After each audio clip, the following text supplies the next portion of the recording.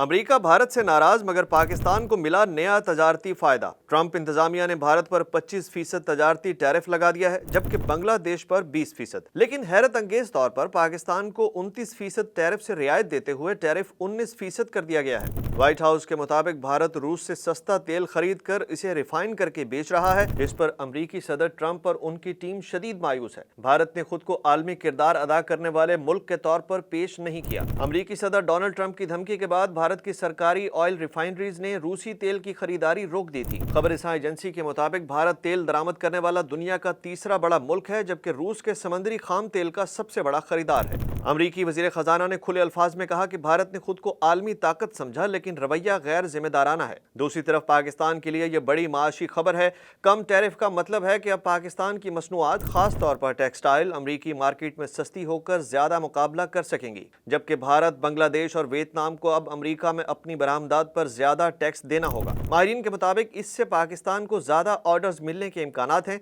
आने वाले दिनों में पाकिस्तान की टेक्सटाइल इंडस्ट्री, IT, माइनिंग और ज़राअत में अमरीकी सरमायाकारी भी मुतवक्के है। ये सिर्फ एक तजारती रियायत नहीं, बल्कि एक नए माशी दौर का आगाज हो सकता है।